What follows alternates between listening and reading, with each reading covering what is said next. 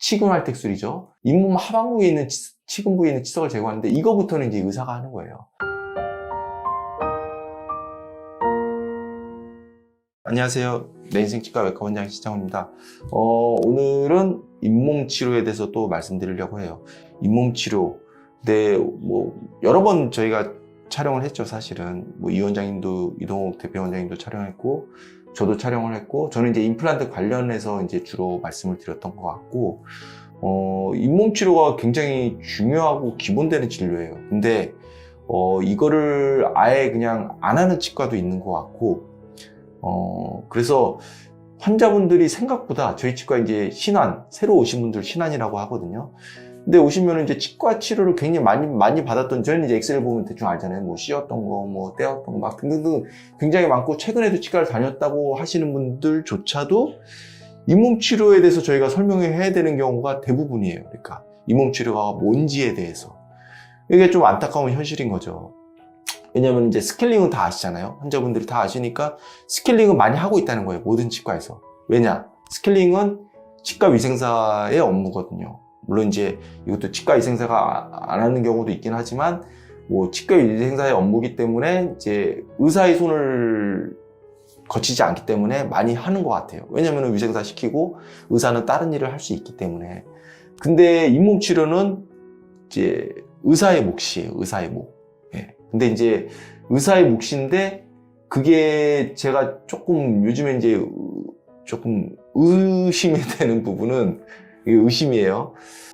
잇몸 치료도 그냥 위생사한테 맡기고 그냥 잇몸 치료를 보험공단에 청구를 하지 않나?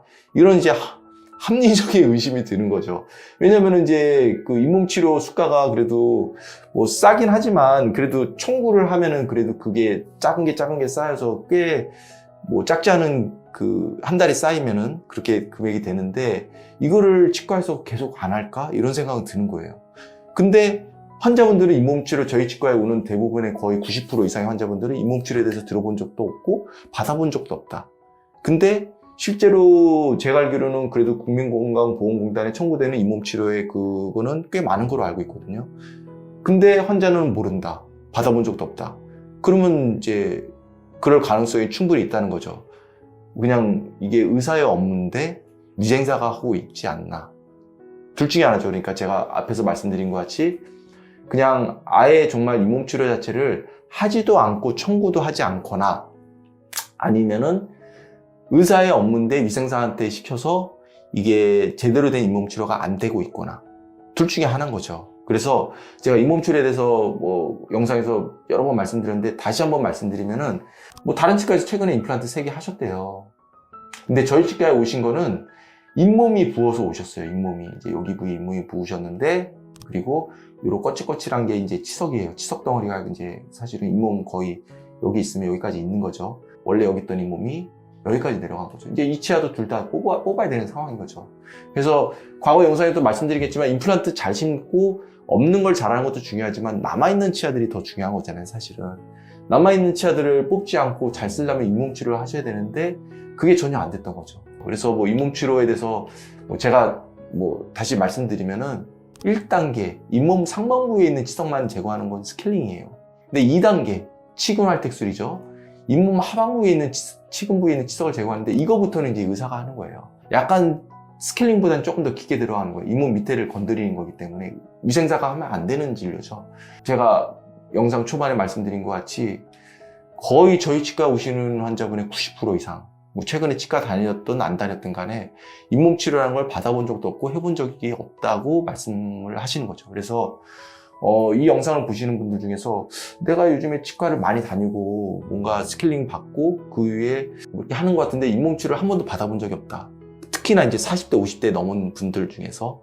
왜냐면은 잇몸 질환이 마치 고혈압과 당뇨병과 비슷하게 중년 이상이 지나면은 거의 인구의 대부분이 생겨요. 40, 50대 넘어가면은. 안 생기는 부분이 드물 정도로. 그렇기 때문에 잇몸 치료를 한 번도 40대가 넘고 50대가 넘었는데 받아본 적이 없다.